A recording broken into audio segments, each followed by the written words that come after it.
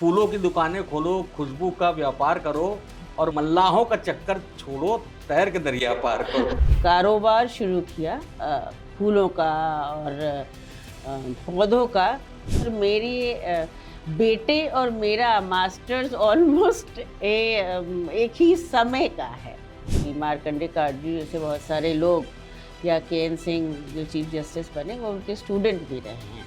महिलाओं का पॉलिटिक्स में सरवाइव करना मुश्किल हो जाता है। अटल जी यहाँ पर कोल्ड स्टोर नहीं है और उन्होंने तुरंत यहाँ पर लखनऊ एयरपोर्ट पर एक कोल्ड स्टोर -0 डिग्री का बना कर दिया। नेताजी जब पहली बार इंग्लैंड गए तो पिताजी भी गए थे और वो लोग हाइड पार्क पे बैठे।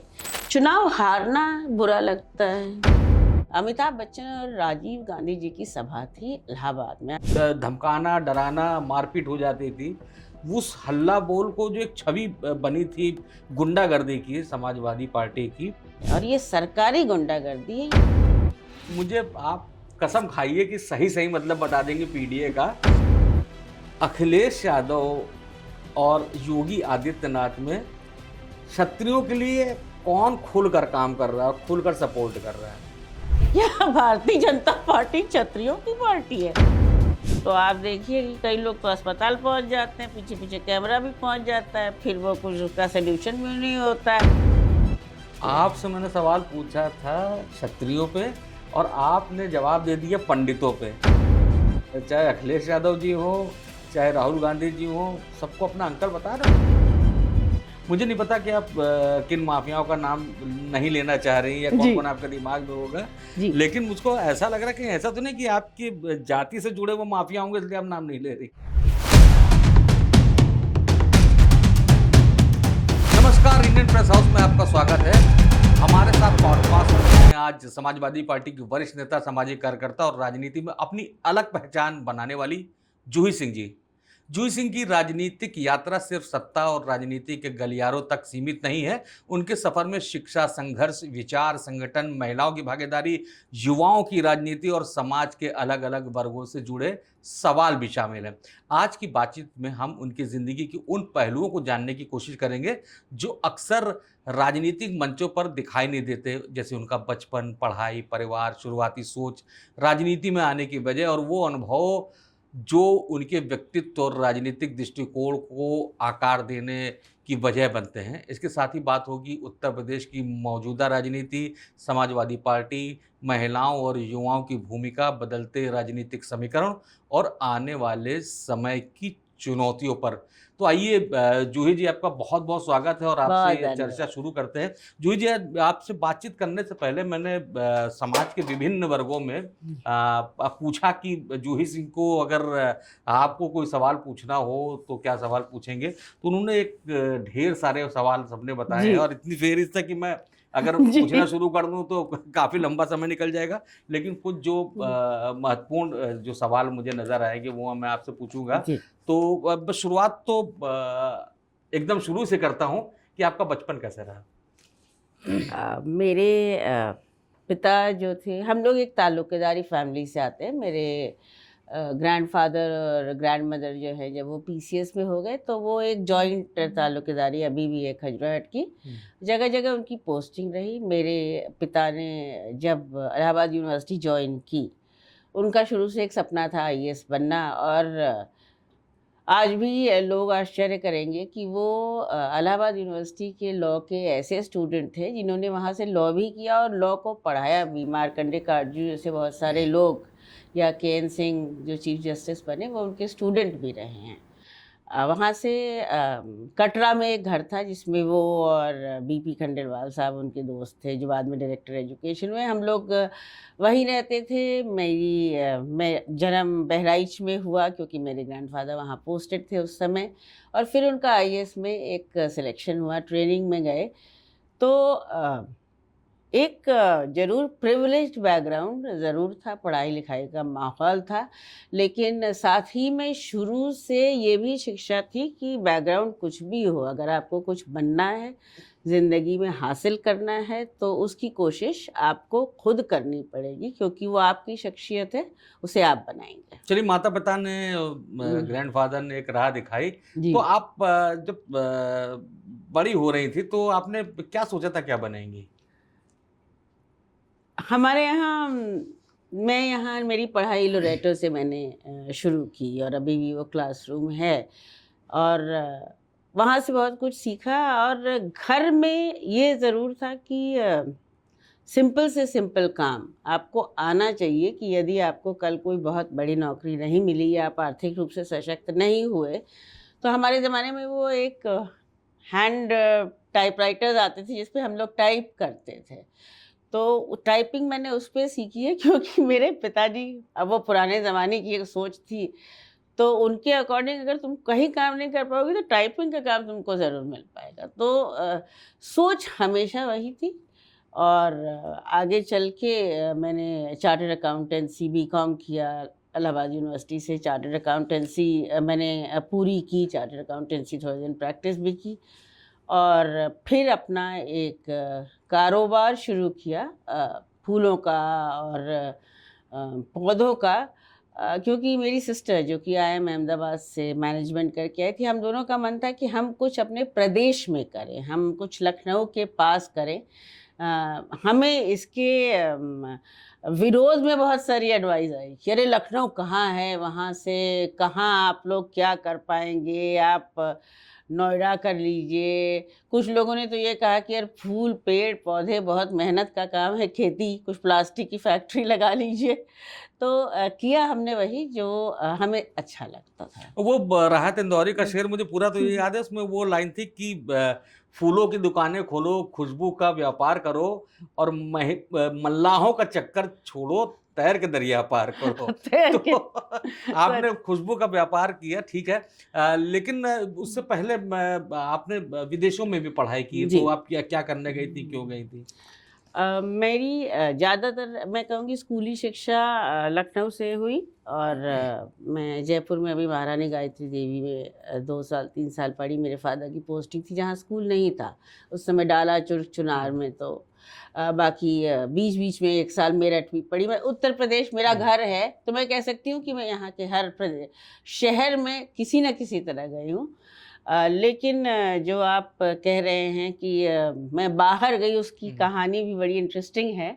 कि व्यापार हम लोगों ने शुरू किया, और मेरी जब व्यापार एक लिमिट तक पहुंच गया, हमें लगा कुछ नया करना चाहिए। और मेरा बेटा जिसने एग्ज़ाम देकर खुद वो ऑक्सफोर्ड यूनिवर्सिटी गया और वहाँ से लॉ कर रहा था, तो मैंने कहा अरे ये तो मेरी बहन के आगे तो होता है कि I am Ahmedabad graduate and she is a doctor from JNU, तो मेरे नाम के आगे भी कुछ अच्छा लगना चाहिए। तो मैंने यूनिवर्सिटी ऑफ लंदन में अप्लाई किया, और वहाँ से मैंने फिर पब्लिक पॉलिसी और मैनेजमेंट की डिग्री ली। हमें डेज़र्टेशन लिखने के लिए कहा गया, हमें केरल भेजा गया, और 2 साल की वो डिग्री थी, वहाँ मैं रही। और मेरे बेटे और मेरा मास्टर्स ऑलमोस्ट एक ही समय का है। वो अपना अलग पढ़ रहा था, तो मिड लेवल बाहर जाकर मैंने पढ़ाई की। हालाँकि ट्रेनिंग जब हम लोग अपना फ्लोरिकल्चर शुरू कर रहे थे, तो एक बहुत कठिन ट्रेनिंग एम्स्टर्डम में हुई, जिसमें हम लोगों ने ऑक्शन हाउस में काम किया, फूलों को कैसे पैक करते हैं, बल्ब को कैसे पैकेजिंग करते हैं। 5-5 सुबह हम लोग वहाँ 3 बजे व्यापार शुरू हो जाता है, 2 बजे। तो -5 डिग्रीज़ में कैसे काम करना होता है, वो काम रिलेटेड एक पूरा ट्रेनिंग का मॉड्यूल एक किया। प्रोफेशनल महिला, पढ़ी-लिखी महिला जिसने एक हुँ, मुकाम हासिल किया, एक हुँ, अपना जो है हुँ, स्टार्टअप शुरू किया, उसको एस्टेब्लिश किया। जी। अ, फिर जो पढ़ाई की इच्छा है, हुँ, वो भी दबी हुई थी, उसको भी जाके विदेश में घर छोड़ के एक उम्र के बाद तो बड़ा मुश्किल हो जाता है। जी। वो सब करने के बावजूद ऐसी क्या वजह थी कि आपने कहा कि नहीं, सार्वजनिक जीवन में चलना चाहिए, पॉलिटिक्स में जाना चाहिए? कभी-कभी परिस्थितियाँ भी आपका निर्णय लेती हैं। तो मेरे पिता के जीवन में एक बड़ा कठिन समय आया, मतलब हम लोगों ने बहुत कुछ देखा और बहुत अच्छा देखा। उस समय मैंने देखा कि कम लोग, बहुत कम लोग आपके साथ खड़े होते हैं यदि आप अपनी व्यवस्था या अपने आप को बनाकर नहीं रखते हैं।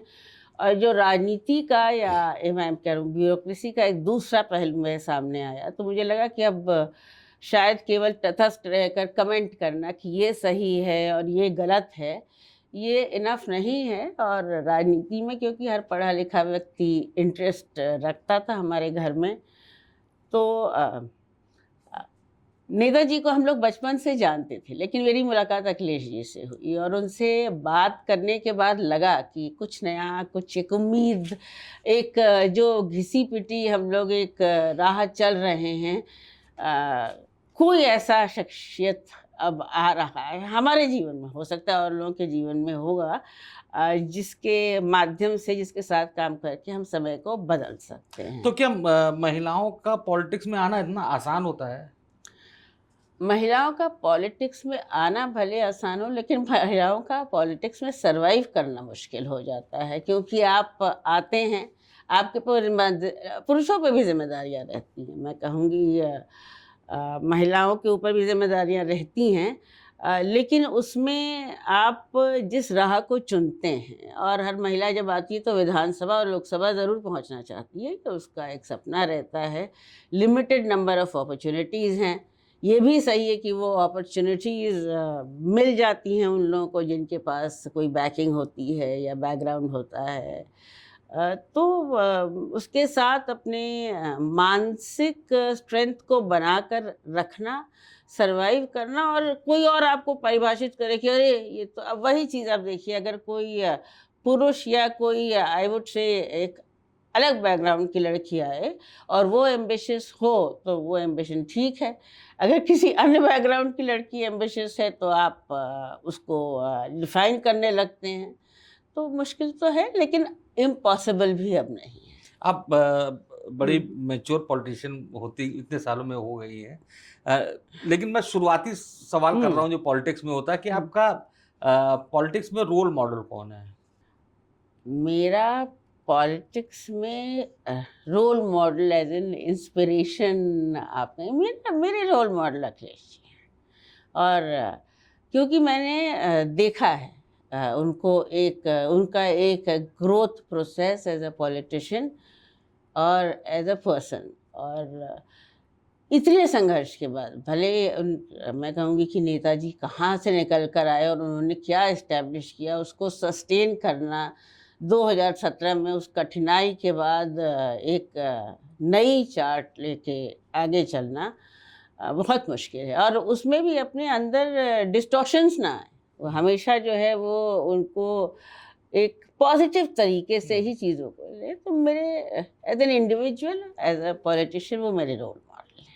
और मैं चाहूँगी कि अगर मेरी ज़िंदगी में कोई मुश्किल आए तो मैं इतनी ही सकारात्मकता से उसको हैंडल हाँ, नहीं, कर आपकी सकूँ। बातचीत से लग रहा है कि आप अखिलेश जी से बहुत प्रभावित हैं और वो आपके रोल मॉडल आप कह बता भी रही हैं। नेताजी से आप इतने रसूखदार परिवार के थे कि नेताजी से भी आपकी मुलाकात रही होगी। उनके संग कुछ अनुभव आपको याद है या कभी बातचीत नहीं करने की हिम्मत जुटा पाई या बात नहीं हुई? बहुत कम लोग जानते हैं कि विक्रमादित्य मार्ग में नेताजी ऊपर रहते थे जब वो नेता विपक्ष थे, और हम लोग नीचे रहते थे। मेरे पिताजी को वो घर दो में डिवाइडेड था और नीचे का घर हम लोगों को मिला था। तो नेताजी से हम लोगों का एक पारिवारिक संबंध था, और वो एक परिवार की तरह ही मुझे या हम लोगों को देखते थे। तो डांट भी पड़ती थी और हाँ, हमेशा एक स्नेह भी मिलता था। जब मैं पॉलिटिक्स में आई तो इनफैक्ट नेताजी का जो सेंटेंस मुझे याद रहेगा कि हम लोग का टिकट वितरण हो रहा था और लखनऊ पूर्वी से मुझे टिकट मिला, और मैं नेताजी से आर्ग्यू कर रही थी कि नेताजी मुझे तो कुछ पता नहीं है, यहाँ से तो मैं ज़रूर हार जाऊंगी। और सब लोग कहते हैं, जो लोग आपको हाँ, हाँ। सिखाते हैं कि शहरी क्षेत्र है और यहाँ कोई ग्रामीण, यहाँ कोई समीकरण नहीं है, आपका बेस वोट नहीं है। तो उन्होंने कहा कि तुम्हारे पिताजी 32 साल मेरे साथ काम किए, इतना तो उन्होंने कभी आर्ग्यूमेंट नहीं किया जितना तुम कर रही हो। तो ऐसा उनसे एक रिश्ता था। मैं बहुत बहुत इज़्ज़त उनकी करती थी और करती रहूँगी हमेशा, क्योंकि आज भी हम लोग उत्तर प्रदेश या भारतवर्ष में कहीं चले जाते हैं और मैं बताऊँ नवल जी, कोई ना कोई मिल जाता है जो कहता है कि नेताजी मेरे यहाँ चाय पर आए थे, नाश्ते पर आए थे, नेताजी ने मुझे बुलाकर ऐसा कहा। और मैं अपने पिताजी से पूछती थी कि पॉलिटिक्स में आने के बाद कि आप लोग कैसे काम करते थे नेताजी के साथ? तो उन्होंने कहा नेताजी ब्यूरोक्रेसी का काम अपना सुबह निपटा देते थे, फिर राजनीति उनकी ज़िंदगी थी और उन्होंने दोनों को बिल्कुल अलग तरीके से कर रखा था। तो एक बहुत ही इंस्पायरिंग शख्सियत थे, उनको जानना खुद मैंने इनफैक्ट नेताजी और मैंने अटल जी का, जब मैं नई-नई स्ट्रेंजर, मैंने 2 साल स्ट्रेंजर आउटलुक में काम किया है। तो मुझसे कहा गया कि आप अटल जी का इंटरव्यू लीजिए, मुझे नहीं पता था बहुत बड़ी शख्सियत, इतनी बड़ी शख्सियत है। मैं चली गई, मैंने कहा अरे क्या व्हाट, जैसे आजकल जेन ज़ी कर रहा है कि आई कैन आस्क क्वेश्चंस, तो मैंने पूछा मैं भी पूछूंगी। तो मैंने कहा आप मेरे एमपी बन जाएंगे तो आप मेरे लिए क्या करेंगे लखनऊ के लिए?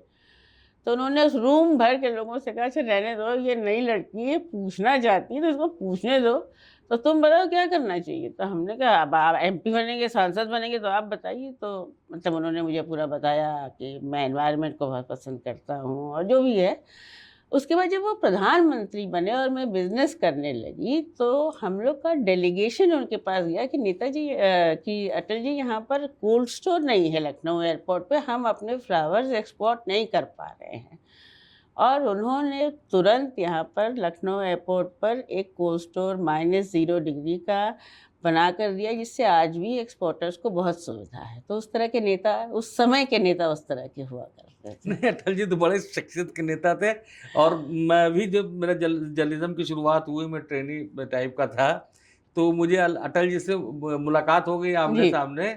और मुझको ये भी नहीं पता था कि इतनी बड़ी शख्सियत जी। सवाल पूछेगी। मैं यूनिवर्सिटी पढ़ के यूनिवर्सिटी देखता भी था, बीट मेरी यूनिवर्सिटी थी। जी। तो मैंने उनसे यूनिवर्सिटी पे सवाल पूछे कि यूनिवर्सिटी को सही करने के लिए एग्ज़ैक्टली क्या करेंगे आप? तो ये तो एक फेस होता है, लेकिन ये एक बहुत बड़ी उपलब्धि है आपकी कि आप अटल जी से जैसी शख्सियत से बात कर पाई और उन्होंने वहाँ पे जी। कोल्ड स्टोरेज का अरेंजमेंट कर दिया। जी। ये तो मेरे ख्याल से भी लोगों की जानकारी में भी नहीं होगा, नहीं। लखनऊ के लोगों की भी जानकारी में नहीं होगा। तो बातचीत मैं वहीं पे लेके आता हूँ जहाँ हम लोग कर रहे जी। थे। मुलायम सिंह जी का जिक्र किया आपने, अखिलेश जी को आप रोल मॉडल मानती हैं। इन दोनों के व्यक्तित्व में क्या अंतर पाती हैं और दोनों की वे ऑफ पॉलिटिक्स में क्या फ़र्क पाती हैं? नेताजी हमेशा मैंने नेताजी को अपने पिता के माध्यम से जाना, तो वो हमेशा नेताजी थे और एक फॉर्मल बहुत बड़े पॉलिटिशियन थे, घर आते थे। इनफैक्ट ये भी किस्सा कम लोगों को पता होगा, लोग जनेश्वर मिश्रा पार्क की बात करते हैं, तो नेताजी जब पहली बार इंग्लैंड गए तो पिताजी भी गए थे और वो लोग हाइड पार्क पे बैठे। वहाँ पर एक बेंच है जो यहाँ लगी हुई है, उसी तरह की बेंच। तो उन्होंने कहा कि देखो एपी सिंह, अगली बार मैं बनूंगा ना जब चीफ मिनिस्टर, इससे बड़ा पार्क बनवाऊंगा। तो जब राष्ट्रीय अध्यक्ष जी अखिलेश जी मुख्यमंत्री हुए, तो मैं वो फ़ोटो जिसके पीछे पिताजी और नेताजी की फ़ोटो थी, जिसके पीछे लिखा हुआ था, मैं लेकर गई और अखिलेश जी ने कहा, मुख्यमंत्री जी ने कि अरे नेताजी का सपना था तो इसको मैं पूरा करूँगा। और एग्ज़ैक्टली उसी तर्ज पे हर चीज़ हाइड पार्क की तरह बनवा कर उन्होंने जनेश्वर मिश्रा पार्क में रखी, जो उस पार्क की शुरुआत की एक कहानी है। अखिलेश जी को नेताजी पिताजी के थ्रू मैं जानती थी, बहुत इज़्ज़त करती थी, कभी-कभी डाँट बहुत पड़ती थी। अखिलेश जी को हमेशा मैंने एक गाइड की तरह देखा है और नाराज़ वो भी होते हैं, करेक्ट वो भी करते हैं। जैसे मैं कहूँ कि सांसद मैनपुरी के बारे में अगर मुझसे कोई पूछे, तो वो मेरी मेंटोर हैं, जिसको आप कहेंगे कि आइडियल से भी ज़्यादा हैं। अगर आपको कभी कुछ मुश्किल होती है तो आप पहला फ़ोन किसको करेंगे, जिस पे आपको सबसे ज़्यादा विश्वास होगा। तो अलग-अलग तीनों शख्सियत हैं और अलग-अलग तीनों से रिश्ता है और आई एम लकी कि मेरे ज़िंदगी में तीनों की एक मौजूदगी रही है। मैं इलेक्शन मैंने कलराज मिश्रा जी के खिलाफ लड़ा था। तो कलराज मिश्रा जी जो है वो भी पिताजी को जानते थे, लेकिन उनकी ये बात मुझे बहुत अच्छी लगी कि जब मैं चुनाव हार गई और मुझे भी नहीं पता था कि वो इतने बड़े नेता हैं। अगेन हम लोग नए जनरेशन को क्या पता रहता है। तो मेरे घर आए, उन्होंने कहा बिटिया ये बात मुझे याद रहेगी। मैं सोच रहा था कि मैं यहाँ से पर्चा भर के वापस चला जाऊँगा, लेकिन तुम इतना ज़्यादा मेहनत की और हर घर गई कि मुझे भी यहाँ पर जो है रोड पर चलना पड़ा और दरवाज़ा खटखटाना पड़ा, जो मेरे लिए बहुत बड़ी कॉम्प्लीमेंट नहीं, थी। मुझको भी याद है, वो चुनाव याद है, और मैं भी आप लोग का ही वोटर हूँ, जी, मतलब अभी भी उस जी, इलाके का, इंदिरा नगर में रहता हूँ। जी, तो कलराज जी मेरे घर भी आए उस चुनाव के समय जी। में, जब वो कैंपेन कर रहे। तो मैंने कहा कि अरे कलराज जी, आप आगे, हम लोग तो ढूंढ ढूंढ रहे थे कहाँ आप मिलने जाए, आप तो घर ही चले आए। तो कहे कि, और फिर मैंने कहा कि देखिए, इस समय तो हम लोग को बड़ा न्यूट्रल रहना होता है, हाँ, जी, तो व्यक्तिगत संबंध अलग है। आप तो कहे कि नहीं, मैं तो एक पत्रकार के पास नहीं आया हूँ, जी, मैं एक वोटर के पास आया हूँ। तो हमने कहा कि इतनी दौड़ भाग करनी पड़ती, तो कहनी कोई भी चुनाव आसान तो होता नहीं। हमने कहा तो बीजेपी का गढ़ है, कह हाँ, नहीं नहीं इतना आसान नहीं है। और जी। मुझे विश्वास करके यही है कि आप जो है मुझे और वोट दिलवाएंगे। अरे मैंने कहा मैं पत्रकार में तो किसी कह भी नहीं सकता हूँ, जी, आप तो समय नष्ट कर रहे हैं। जी, कहने फिर भी मैं कहने आया हूँ कि वोट डालिए, आप वोट देंगे तो मुझे बहुत सारे वोट मिलेंगे। जी, तो ये एक तरीका होता है एक पॉलिटिशियन का, और ये भी जताता है जी, कि उन्होंने इस इलेक्शन को हल्के में नहीं लिया जी, था। बात हम लोग अखिलेश यादव पे ही कर रहे थे। जी। अखिलेश जी की सबसे बड़ी ताकत आपको क्या नजर आती है? अखिलेश जी की सबसे बड़ी ताकत है कि वो एक बार अगर दिल से किसी को अपना मान लेते हैं, तो फिर कितने भी महीने गुजर जाएं, उसकी बात वो सुनते ज़रूर हैं और उसको जज नहीं करते हैं। जो कि मुझे लगता है एज अ पॉलिटिशियन के तौर में कभी कभी आदमी उसमें धोखा भी खा जाता है, ये मैं एग्री करती हूँ। लेकिन बहुत ही संवेदनशील व्यक्ति हैं, और अगर अपना मान लिया तो फिर उन्होंने अपना मान लिया, फिर और कोई आपको परिभाषित उनके सामने नहीं कर सकता है। ही विल नॉट जज यू अकॉर्डिंग टू जो बातें और कही जा रही हैं। हाँ, उनका अपना एक तरीका है, और उस तरीके को कब कैसे कहाँ प्रयोग कैसे करना है ये वही जानते हैं। तो अच्छा, एक इंसान है, उसकी बहुत सारी खूबियां होती हैं, बहुत सारी खामियां भी होती हैं। अखिलेश यादव की सबसे बड़ी कमी आप क्या देखती हैं? अखिलेश यादव जी, राष्ट्रीय अध्यक्ष जी, कभी झूठ नहीं बोल सकते। अगर आप उनको जानते हैं तो आपको पता है वो गलत बोल ही नहीं सकते। जैसे हम लोग नेताजी के पास जाते थे, और नेताजी 5 मिनट के अंदर आपको ऐसा घुमा देते थे कि आपको पता ही नहीं था कि आप क्या कर रहे हैं। जैसे हम गए, हमने बोला सर नेताजी ये काम है। नेताजी उसमें बोलेंगे अच्छा तो तुम अच्छा ऐसा करो जूही वकार के यहाँ मिल लो जा करके।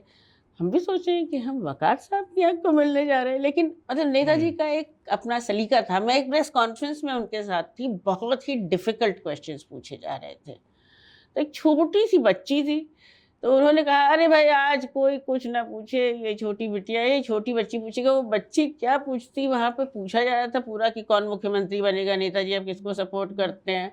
तो उसने कुछ पूछ लिया, प्रेस कॉन्फ्रेंस खत्म हो गई। तो नेताजी का तरीका अलग था। और राष्ट्रीय अध्यक्ष जी कभी पॉलिटिशियंस में जो कहते हैं कि पॉलिटिशियंस घुमा देते हैं, पॉलिटिशियंस झूठ बोल देते हैं, पॉलिटिशियंस वादा कर देते हैं और निभाते नहीं हैं। तो अगर अखिलेश जी वादा करते हैं तो वो निभाते हैं, इसलिए एक बहुत ही नायाब शख्सियत ऐसा राजनीति में है। ये बड़ी बात है मेरे लिए। जी। अच्छा, आपको कई मौके दिए, कई पद हम्म, दिए समाजवादी पार्टी ने। जो महिलाओं की जिम्मेदारी जो आपको जी। मिली थी, हम्म। वो आपका कैसा अनुभव रहा? बहुत अच्छा रहा।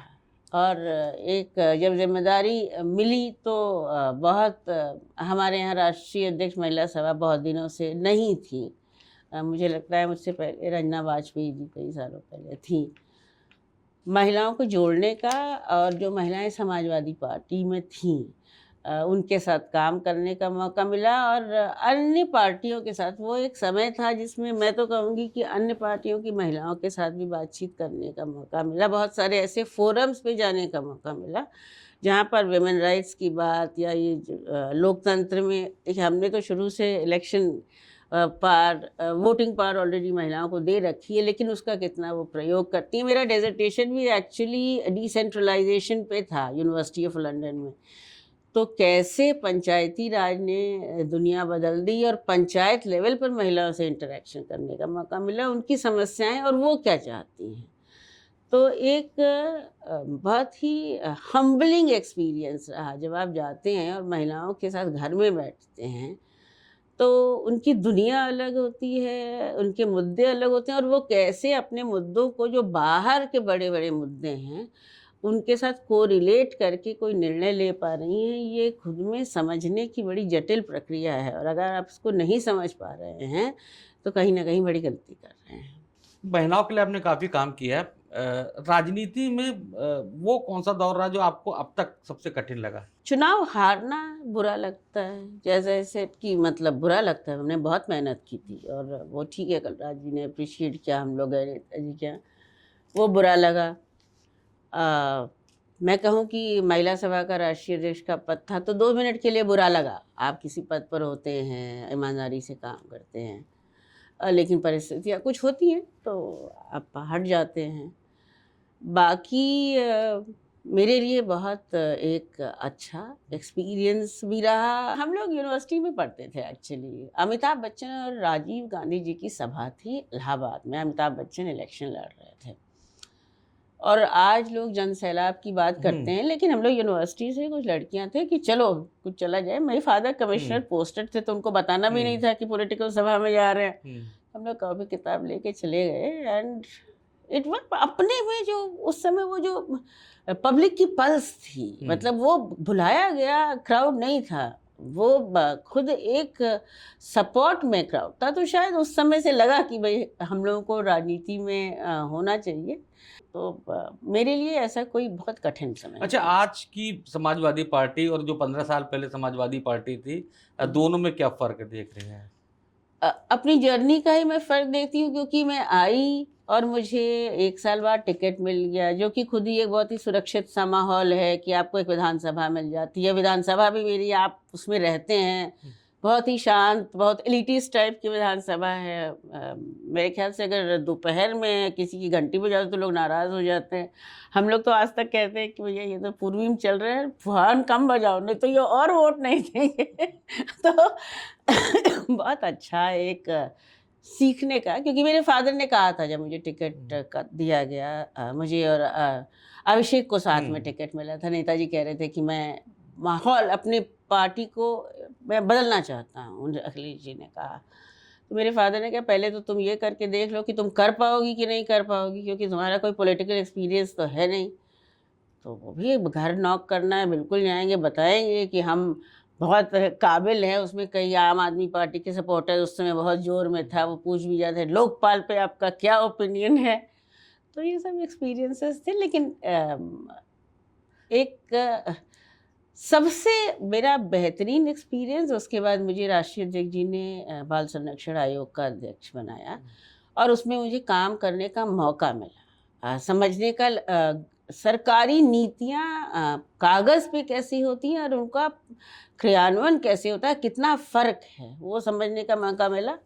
और उसके बाद संगठन की राजनीति में मैं कहूँगी कि it is been a learning process. आज के दिन में उत्तर प्रदेश में मैं किसी ज़िले में चली जाऊँ, लोग मुझे जानते हैं, पहचानते हैं। और प्रवक्ता तो खैर होना खुद में, आप 2 लाइनों में क्या बोलें और ऐसा भी बोलें, क्योंकि अगर आप उस तरह के व्यक्ति नहीं हैं कि आपको गाली-गलौज नहीं करना है या आपको वो पर्सनल स्पेस टीआरपी नहीं चाहिए, तो पढ़ के जाना पड़ता है। मैं बहुत पहले मेरे किससे मैं बात कर रही थी, एक बहुत बड़े एंकर थे, तो उन्होंने मुझे पूछा कि आप मुझे बुलाते नहीं हैं।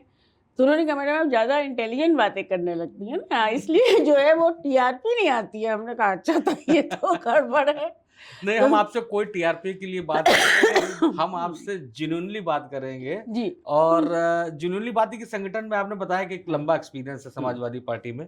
अब ये बताइए कि समाजवादी पार्टी वाक़ई बदल रही है या खाली एक भाषा बदल रही है, अंदर से वैसी ही है? समाजवादी पार्टी 2012 से 17 में एक ऐसे नेतृत्व के साथ काम कर रही थी जो वास्तव में विकास के बारे में और हर छोटे मोटे मुद्दों के बारे में सोचता था। मैंने राष्ट्रीय अध्यक्ष जी को देखा है कि हर छोटी चीज़ें या क्या ज़रूरत है, आगे चल के क्या करना है, एक उनका बड़ा विज़न था। समाजवादी पार्टी, अगर मैं कहूँ उस समय की 12 के पहले की पार्टी और अब की पार्टी, बदल रही है। हम एक लोकतांत्रिक पार्टी हैं, लेकिन साथ ही परिस्थितियां भी बदल गई हैं। हमें पता है कि हमारे सामने जो चुनौतियां खड़ी हैं, वो चुनौतियां बहुत ही मुश्किल हैं। तो हम पहले बोलते हैं हल्ला बोल, समाजवादी पार्टी हल्ला बोल पार्टी। तो हल्ला बोल के साथ हम थोड़ा होश के साथ, थोड़ा स्ट्रैटेजी के साथ और शायद नई तकनीक के साथ भी काम करना अब सीख रहे हैं और उसमें पारंगत हो रहे हैं। लेकिन जूही जी, जो आपने भी हल्ला बोल का भी जिक्र किया, जो समाजवादी पार्टी का जो हल्ला बोल था, वो एक नारा तो राजनीतिक था और उसका इस्तेमाल भी नेताजी ने राजनीतिक तौर पे किया। लेकिन जब वो हल्ला बोल अखबारों के खिलाफ हुआ और जब वो हल्ला बोल के नाम पर धमकाना, डराना, मारपीट हो जाती थी, उस हल्ला बोल को जो एक छवि बनी थी गुंडागर्दी की समाजवादी पार्टी की, वो छवि क्या अभी पूरी खत्म हुई है कि थोड़ी बहुत बदली है कि और बदलेगी? मैं हल्ला बोल की बात आपने की, तो मुझे लगता है कि जो हल्ला बोल नेताजी इतनी बड़ी शख्सियत थे कि जिनके खिलाफ हल्ला बोल था, उनसे आगे चल के नेताजी की सबसे अधिक मित्रता भी स्थापित हुई और एक बहुत अच्छा सामंजस्य भी स्थापित हुआ। मैं उसको गुंडागर्दी नहीं कहूँगी, मैं उसको एक जोश और एक कहूँगी कि एक युवाओं का डोमिनेंस, जिसको अगर आप किसी और भाषा में करें, गुंडागर्दी वो होती है जो आज सरकारी गुंडागर्दी हो रही है कि अगर किसी ने फेसबुक पे कुछ लिख दिया, आपने उठा लिया। बच्चे हैं, बच्चे लिखते हैं। किसी ने कुछ कह दिया, आपने उसको उठा लिया। कोई हमारा आपका घर है, ठीक है, हम लोग हो सकता है कि भाई लीगल कॉलोनी, एलडीए द्वारा स्वीकृत कॉलोनी में रहते हो। 50 साल पहले एलडीए द्वारा स्वीकृत कॉलोनी कहीं नहीं होती थी। तो अगर किसी के यहाँ कुछ गलती है तो आपने उसका घर गिरा दिया, आपको किसी को धमकाना है तो आपने नोटिस भेज दिया। तो गुंडागर्दी ये है, और ये सरकारी गुंडागर्दी है, ये सिस्टमैटिक गुंडागर्दी है, ये एजेंसियों के दुष्प्रयोग वाली गुंडागर्दी है, जिससे अब लोग बोलने से डरने लगे, क्योंकि सबसे पहले आप चिन्हित कर लिए। मैं आऊंगा आपकी पीडीए की तरफ, और मुझे आप कसम खाइए कि सही सही मतलब बता देंगे पीडीए का, क्योंकि हम सब परेशान हो गए, पीडीए की डेफिनेशन नहीं तय हो पा रही है। तो अब पीडीए अब वास्तव में है क्या? पिछड़े दलित अल्पसंख्यक, इनके लिए समाजवादी पार्टी आज से नहीं, नेताजी के समय से काम करती रही, जब से उसकी स्थापना हुई है। क्योंकि हमारा लोहिया की बात रख लीजिए, लोहिया कोई किसी भी जाति से आते हो, लेकिन उनसे बड़ा न चिंतक कोई है, न विचारक कोई है, न लेखक कोई है। Lohia is underrated and we will have to, underrated is unrecognised, underrated तो मैं नहीं कहूँगी, कि लोहिया को रीइन्वेंट करने की आवश्यकता है, लोहिया को पढ़ने की आवश्यकता है। लोहिया वो सेक्युलर लीडर थे जो राम और कृष्ण को साथ लेकर चलते थे, और उनके लिए सामाजिक सेक्युलरिज्म एक रहने का तरीका था। तो आज मैं अखिलेश जी में उन्हीं की एक परछाई देखती हूँ। ये तो बताइए, आप बात कर रही हैं राम मनोहर लोहिया की जी, जो कि वो जातिवाद के बहुत बड़ी खिलाफत करने वाले व्यक्ति में थे, जी, है ना? थे कि नहीं? आप बिल्कुल मानती हैं थे, इस बात बिल्कुल को? थे। है ना? जयप्रकाश नारायण, जिनके लिए इतना बड़ा टावर अभी जी। अटका पड़ा हुआ और उसका कुछ उद्धार नहीं हो पाया, जी, 9-10 साल पूरे होने जा रहे हैं, वो जाति के खिलाफ वाले व्यक्ति थे, है ना? हाँ, एक जनेश्वर मिश्रा पार्क आप खुद ही जिक्र कर रही थी, वो एक ऐसा नेता थे जो कि वंशवाद के खिलाफ थे। और पीडीए में आप कभी हमको जो पीडीएम ने रटा कि पिछला दलित अल्पसंख्यक, फिर पता चला नहीं पीडी मतलब तो पंडित होता है, उससे पहले पता चला ये मतलब अगड़ा होता है। तो मैं इसीलिए कहा था कि आप कसम खा के बता दीजिए कि सही से होता क्या है जो आपको पता है। जो भी पीड़ित हो, जो दुखी हो, जो उपेक्षित हो, जो समाज के हाशिए पर हो, किसी भी जाति का, लोहिया जानते थे कि जाति व्यवस्था भारतवर्ष में स्थापित है, इसको तोड़ना है। जेपी बहुत बड़ा नाम, एक आंदोलन, जेपी भी उस व्यवस्था की एग्जिस्टेंस को स्वीकार करते थे। इसी तरह से अखिलेश जी जो समाज में विसंगतियां हैं उनको स्वीकार करके आगे बढ़ते हैं। चलिए, सब चीज मान लिया कि पीडीए भी पहला वाला भी मान लिया, फिर अगड़ा भी मान लिया, उसमें पंडित भी जोड़ दिया, सब कुछ मान लिया। एक अच्छी चीज है कि सबको लेकर चलना, ये तो और अच्छी चीज है। लेकिन समाजवादी पार्टी को तो एक ही जो है जाति की पार्टी माना जाता है, या एक ही जाति को वहाँ तवज्जो मिलती है, और वो है यादव बिरादरी या फिर मुसलमान। तो ये तो आरोप लगते ही हैं, और उसका कोई खंडन भी नहीं, क्योंकि आप सांसद जी के परिवार के सांसद हैं वहाँ पे सर। तो हम कहें क्या कि भारतीय जनता पार्टी केवल क्षत्रियों की पार्टी है, क्योंकि योगी आदित्यनाथ मुख्यमंत्री नहीं, हैं। आप किसी को भी कुछ कहने के लिए स्वतंत्र नहीं, हैं, नहीं, कह भी सकती हैं। मैं मैं तो पहले समाजवादी पार्टी का बता दूं, उसके बाद उनका ही बता नहीं, मैं दीजिएगा। उनका बताऊंगी, क्योंकि ये जो जातिवाद नहीं, का सवाल तो पहले आपसे, आपका अपना सवाल पूछा जाएगा ना। नहीं, आपने मुझसे पूछा हाँ, और मैंने उसका जवाब दिया कि ये जो प्रश्न हवा में तैरता हुआ आया, वो 56 एसडीएम वाला, जो कि महा झूठा प्रश्न है, जिसके कोई तथ्य नहीं हैं, तो मैं उसको रिटर्न करके कहूँ कि हमें भी योगी आदित्यनाथ जी ने बदनाम कर दिया। क्या भारतीय जनता पार्टी क्षत्रियों की पार्टी है? क्या एक क्षत्रप हैं योगी आदित्यनाथ? क्या ये वो केवल एक ऐसे क्षत्रिय हैं जो क्षत्रियों का प्रतिनिधित्व करते हैं? ऐसा नहीं है। समाजवादी पार्टी में यदि आप जिन्होंने कहा है कि एक जाति की पार्टी है, यदि आप हमारी कैबिनेट को लेते, हमारी सरकार को लेते, तो कितने एक समय में नेताजी की सरकार में 38 छत्री मंत्री थे, और वो जो छत्री मंत्री आज भारतीय जनता पार्टी में बैठे हुए हैं, उसमें से कई बैठे हुए हैं, वो मेरे भी रिश्तेदार हैं, अजीज हैं। तो उनसे हम पूछना चाहते हैं कि उस समय नहीं थी क्या समाजवादी पार्टी? राजा रिदावन सिंह, यदि आप उनसे कभी बात होगी तो पूछिएगा कि राष्ट्रीय अध्यक्ष आदरणीय अखिलेश यादव जी ने उनके लिए क्या किया। राजा भैया मेरे परिवार के हैं, पिता को उन्होंने हमेशा भाई माना। राष्ट्रीय अध्यक्ष जी हमेशा जब उनके घर आए, उनको दरवाजे तक छोड़ने गए, पूरा सम्मान किया। एक समय पर जब हमारी सूबे की एक मुख्यमंत्री थी, जिन्होंने उठाकर उनको जेल में बंद कर दिया था। किस कारण से? उनके पिता को जेल में बंद कर दिया था। सरकार आई, सबसे पहले उनको छोड़ा गया और ससम्मान छोड़ा गया। तो ये देखिए, पॉलिटिक्स में ये कहने की बातें होती हैं कि ये मेरा वोट बैंक है, ये इस जाति की पार्टी है। चलिए मान लेते हैं कि जो कहने को होता है, पीडीए की बात हो रही है, लेकिन सबकी बात करेंगे, पंडितों की बात करेंगे, अगड़ों की बात करेंगे। हम मानते लेकिन ये हैं। बताइए, आप तो खुद भी क्षत्रिय हैं, क्षत्रियों के लिए समाजवादी पार्टी में कितना स्पेस है? जो स्पेस है वो है, और वो हमेशा रहेगा, क्योंकि जो समाजवादी पार्टी के साथ है। इनफैक्ट ये प्रश्न जो आपने पूछा, एक बार हम लोग कमरे में बैठे हुए थे और बहुत सारे लोग हैं, हर कोई, कुछ लोग आपको चुनाव लड़ते हुए देखते हैं, कुछ लोग राष्ट्रीय अध्यक्ष जी के साथ काम करते हुए देखते हैं। मैं खुद भी अन्य पदों पर रही हूँ, तो कोई व्यक्ति थे जिन्होंने पूछा था ये बात, और मैंने कहा कि सर आप इस रूम को देखिए, इस रूम में राष्ट्रीय अध्यक्ष जी के आसपास इस समय आपको कौन लोग बैठे दिखाई दे रहे हैं? मुझे बोलने की ज़रूरत नहीं है।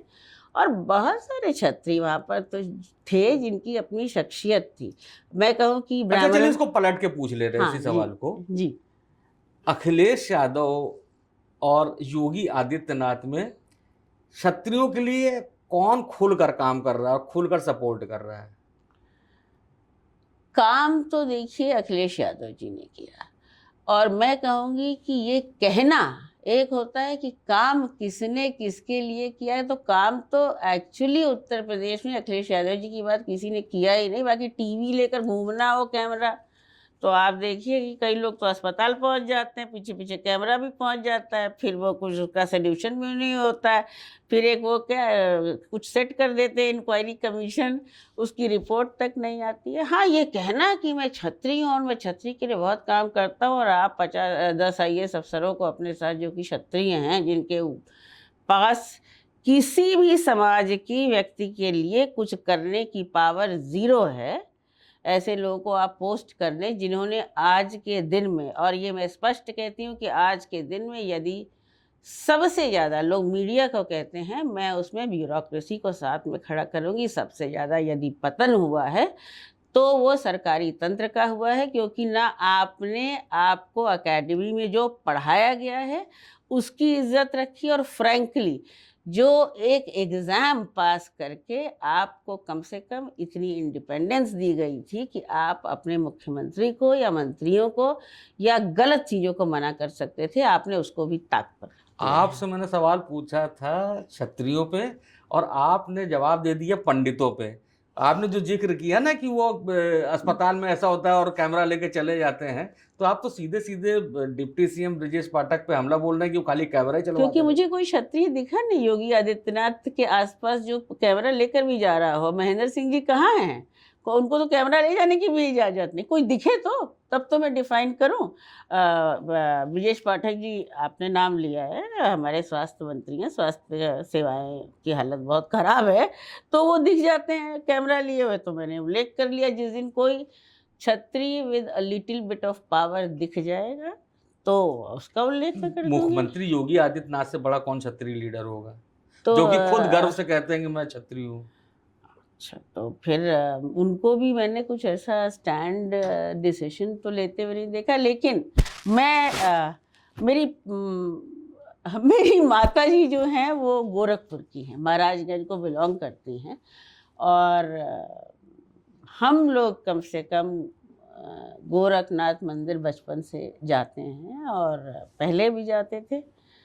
तो योगी आदित्यनाथ जी किसी भी वर्ग के लिए क्या कर रहे हैं ये वो बेहतर बता सकते हैं। हाँ, भाषण दे करके वो बताते हैं कि समाजवादी पार्टी ने क्या क्या किया 10 साल पहले, और 10 साल से उसका अर्थ है कि मैंने कुछ नहीं किया, वो मुझे दिख रहा है। जी। अच्छा, आप कह रहे हैं कि खुद मुख्यमंत्री कहते हैं उन्होंने कुछ नहीं किया क्योंकि पुरानी बातें रिपीट करते हैं। चलिए मान लिए अब चुनाव तो अब आ ही गया है ना, तो क्या ऐसा संभव है कि बीजेपी को यूपी से हटाया जा सके? देखिए, ये बीजेपी की इंटरनल प्रॉब्लम है, उनका इंटरनल इशू है। योगी आदित्यनाथ जी उनके फेस हैं, हमारे मुख्यमंत्री हैं। उत्तर प्रदेश हमारे लिए भी बहुत महत्वपूर्ण है और उनके लिए भी बहुत महत्वपूर्ण है। तो वो क्या स्ट्रैटेजी अप्लाई करेंगे मुझे पता नहीं। आप लोग हरा सकने में सक्षम हैं, योगी आदित्यनाथ को हटाने में सक्षम हैं? नहीं, हम उनको हरा रहे हैं और बुरी तरह हरा रहे हैं। अगर वो ये सोच रहे हैं कि ये स्ट्रेटजी और ये मीठी मीठी चाशनी जैसी बातें करके और काम कोई नहीं करके वो जीत जाएंगे, तो वो गलत सोच रहे हैं। क्योंकि जनता है, नया पूरा युवा हैं। आप ये सोचिए कि लखनऊ में आग लगी, 15 से ज़्यादा लोग मर गए। उसके बाद फिर आपने मारे बवाल किया, कितनी जगह पे सीलिंग हुई, कितने आपने बंद किया, और कितने बड़े लोग, छोटे लोग को अभी छोड़ दीजिए, आपके कितने मंत्री बड़े बड़े माफिया हैं। भारतीय जनता पार्टी में योगी जी को पूरा संज्ञान होगा कि किनके स्कूल, किनके कॉलेज, किनकी कोठियाँ जो हैं वो कब्जे की हुई लैंड पर बनी हुई हैं। तो क्या वहाँ बुलडोज़र गया? क्या वो गिरा? नहीं गिरा। तो इसी से दिखता है कि वो जो एक पंच परमेश्वर की कुर्सी होती है जो निष्पक्ष होनी चाहिए। आज के दिन में अखिलेश जी के बारे में तो भारतीय जनता पार्टी के सांसद तक कहते हैं कि हमारा कोई काम होता था तो हम जाते थे। तो एक बार एक मंत्री बैठे थे, शायद बिजली नहीं आ रही थी हमारी सरकार में, भाजपा के मंत्री थे, उन तक की प्रॉब्लम हम लोगों ने सॉल्व की। तो बात करने से आपका असली जो चरित्र है वो नहीं छुपता है। मतलब आपको ये लग रहा है कि जिस तरह से लोकसभा चुनाव में आप लोगों ने प्रदर्शन किया था, वो प्रदर्शन विधानसभा में भी होगा, तो क्या उन्होंने रणनीति नहीं बनाई होगी जिस आधार पे आप लोग वोट लेके जीत गए थे, जिसको बीजेपी कहती है कि एक माहौल बना दिया था और एक फर्जी माहौल बना दिया था, तो उसको वो करेक्ट भी तो कर रहे होंगे? फर्जी माहौल हमने नहीं बनाया था, उनके सांसद लल्लू सिंह जी, उन्होंने कहा 400 पार संविधान संशोधन। आपने न्यायपालिका को तो अब ओवरपास ही कर दिया है। अब तो आपका मन है कि भाई ये है, हम ऐसा कर लेंगे, तो फिर न्यायपालिका को ख़त्म ही कर दें। मुझे लगता है ये भी प्रपोजल ले तो आना मतलब चाहिए। क्या न्यायपालिका की सुनी नहीं, जो तो बड़ा आरोप लगा रही हैं आप? कहाँ सुनी जा रही है न्यायपालिका की? सुनी जा रही है जब नौकरियां नहीं देनी होती हैं। आप देखिए, नियुक्तियां सारी अटक जाती हैं, भटक जाती हैं, और डिपार्टमेंट में जाकर पैरवी के बिना वो बंद हो जाती हैं। 69,000 शिक्षक भर्ती रोज हम लोग सुनते हैं। रोज वो बेचारे इको गार्डन में कभी यहाँ धरना, लेखपाल भर्ती, नलकूप भर्ती, सिपाही भर्ती को पेपर लीक, मतलब नीट का पेपर लीक। एक आपने, और बच्चे मरे गए उसमें, बच्चों ने अपनी जान दी, आप खुदकुशी दी। आप कह रहे नहीं कोई फर्क नहीं पड़ता, किसी के ऊपर कुछ फर्क ही नहीं पड़ रहा है, और भगवान श्री राम का चढ़ावा गायब हो गया। इससे ज़्यादा शर्म की क्या बात है? और वो भी हमारे पीठेश्वर योगी आदित्यनाथ जी मुख्यमंत्री उत्तर प्रदेश की वॉच पर, और ये कहना कि अरे वो तो एक ट्रस्ट है, वो इंडिपेंडेंट है। हर ट्रस्ट संविधान के अंतर्गत ही बनता है। अच्छा, ये आपने भी जो चढ़ावा चोरी की बात की, ये मुद्दा भी आप जो है समाजवादी पार्टी का उठाया हो, तो आपके पूर्व विधायक ने, पूर्व मंत्री ने इसकी जानकारी दी और अखिलेश यादव ने इस मुद्दे को ले गए आगे तक, और ये देश का इतना बड़ा मुद्दा बना, और जिसमें कांग्रेस ने भी बहुत फायदा उठाया, पूरे देश में प्रदर्शन किया। इसके अलावा जो नीट का जो छात्रों का आंदोलन चल रहा था जंतर मंतर पे, उसमें भी बड़ी भूमिका जो है डिम्पल यादव गई वहाँ पे पूरा किया, और उसके लेकिन कांग्रेस के लोग वहाँ जाने से बचे, स्पॉट पे जाने से। राहुल गांधी ने पीएम आवास की तरफ रुख किया, उस पर भी सपोर्ट करने अखिलेश जी गए, लेकिन समस्या ये आती है कि जब भी बातचीत होती उधर से समर्थन की, तो वो कहते हैं हमको तो सीट भैया ज़्यादा चाहिए। तो यूपी में उतनी सीट दे पाएंगे जितने कांग्रेस चाह रही है, क्योंकि वो तो ठीक ठाक सीट चाहेंगे। 175 तक की सीट की डिमांड हम लोग को तो मिल रही है, किस तरह की वो मांग कर रही है। हमें इस सरकार को हटाना है तो सीट तो हर व्यक्ति को या किसी अन्य पार्टी को उतनी ही मिलेगी जितनी वो डिज़र्व करते हैं और जितनी वो जीत सकते हैं। अगर समाजवादी पार्टी जीत सकती है तो समाजवादी पार्टी वो सीटें अपने पास रखेगी, इसमें कोई शक नहीं है। और चढ़ावा चोरी एक बड़ा गुनाह है, अभी तक कोई कॉन्क्रीट एक्शन नहीं हुआ। हाँ, ये हमें अवश्य पता लग गया कि संसद में कहा गया कि यदि कोई उपद्रव या यदि कोई अराजकता या यहाँ लॉ एंड ऑर्डर टूटता है, वहाँ गोली चलाने के आदेश मैजिस्ट्रेट देता है, मुख्यमंत्री नहीं देता है। तो मुझे आशा है कि अगली बार हमारे आदरणीय मुख्यमंत्री यदि इस विषय पर बोलेंगे तो उस पर भी बोलेंगे, और अगर उस पर नहीं बोलेंगे तो फिर एक और स्टेटमेंट है, उनके एक बड़े अफसर हैं जो अब राम जन्मभूमि में बड़े सक्रिय हैं, बड़े पावरफुल हैं, तो उनके ऊपर एक्शन ले लें कि वो झूठ बोल रहे हैं। तो नितिन मिश्रा जी का जिक्र कर दिया। जी, मेरे पिता के बैचमेट भी रहे हैं और मैं उनको बहुत अच्छी तरह जानती हूँ। तो मैं यही कहूँगी कि सरकारी तंत्र एक प्रक्रिया होती है, और केवल किसी को बदनाम करने के लिए आप इतने सालों से भारतीय जनता पार्टी ने जो झूठ बोला है, they should apologise to the nation. चलिए, ये तो मान लिया कि हिंदू वोटों के लिए एक बड़ा मुद्दा आपके हाथ लगा, और निश्चित रूप से वहाँ पे चढ़ावा चोरी हुई थी। लेकिन बात करेंगे जो कोर वोटर है, जो मुस्लिम वोटर है, वो समाजवादी पार्टी का रहा है, और ये कहा जाता है अक्सर कि ये जो कांग्रेस से समझौता करने की जो मजबूरी होती है, वो मजबूरी का नाम मुसलमान वोट बैंक है। इसी वजह समाजवादी पार्टी को उनसे समझौता करना पड़ता है, उनके सामने झुकना पड़ता है। मुसलमान हमेशा समाजवादी पार्टी का अभिन्न अंग रहे हैं। कांग्रेस से समझौता किया जा रहा है और अन्य मुद्दों के कारण कि हम साथ मिल करके, अब ये कठिनाई कांग्रेस ने भी, अगर आप देखें, एक समय पर समाजवादी पार्टी पर बहुत अत्याचार किए हैं हमारे लोगों पर, लेकिन आज हम साथ हैं और साथ निभा रहे हैं, क्योंकि मुद्दों को हमारे साथ की ज़रूरत है और भारतवर्ष ये चाहता है, इंडिया गठबंधन के लोग ये चाहते हैं, और मुझे लगता है कि साथ निभेगा, साथ चलेगा, क्योंकि मैच्योर लीडरशिप है। एक फैक्टर तो मुस्लिम का हो गया, एक फैक्टर और है, वो है मायावती। बीएसपी के कमज़ोर होने का फ़ायदा किसको मिलेगा? आपको मिलेगा कि बीजेपी को मिलेगा? देखिए, एक युवा दलित फोर्स क्रिएट हो रही है, और मायावती जी बड़ी लीडर रही हैं, लेकिन युवा अपना भविष्य अखिलेश यादव जी के साथ देख रहे हैं। बहुत सारे अन्य लोग हैं जिन्होंने बीएसपी को बनाया है, और वो आज के दिन में बीएसपी के बहुत सारे सदस्य, मैं आर.के. चौधरी का नाम लूँगी, इस समय इंद्रजीत सरोज जी, ये लोग सब लोगों ने काम किया है कांशी राम जी के साथ। आज वो अखिलेश यादव जी में श्रद्धा के रूप में और कमिटमेंट के रूप में उनके साथ चल रहे हैं, क्योंकि भविष्य उत्तर प्रदेश और भारत का उनको, दलितों का भी समाजवादी पार्टी के साथ दिख रहा है, और हम दलितों के साथ खड़े हैं, स्पेशली आज के दिन में जब कस्टोडियल डेथ्स में, महिलाओं के अत्याचार में, अगर आप एक प्रोफाइलिंग करें, जो एनसीआरबी भी कहता है, वो सबसे ज़्यादा दलित, आदिवासी, इन पर, इनके कल्चर पे, इनकी सोच पर उनकी जान पर आक्रमण हो रहा है। और आरक्षण को ख़त्म करने के लिए तो भारतीय जनता पार्टी ने बिल्कुल बिगुल बजा दिया कि नौकरी होगी नहीं तो आरक्षण मिलेगा कैसे। अच्छा, बसपा में मायावती जो पहले भी निकलती थी, अब भी नहीं निकल रही हैं, लेकिन आकाश आनंद निकल रहे हैं। और वो चाहे अखिलेश यादव जी हो, चाहे राहुल गांधी जी हो, सबको अपना अंकल बता रहे हो, कह रहे हैं मैं 30 साल का हूँ, सब 50 साल के ऊपर तो अंकल ही हुए। तो जन जी ऐसा तो नहीं कि बीएसपी की तरफ चला जाए? अंकल कहने से थोड़ी जाएगा भाई। अब आकाश आनंद जी अपनी एनर्जी लेवल्स राहुल गांधी और अखिलेश यादव जी जरा मैच करे। माइक पकड़ के अंकल आंटी दादी नानी कहने से थोड़ी वोट मिल जाता है भैया।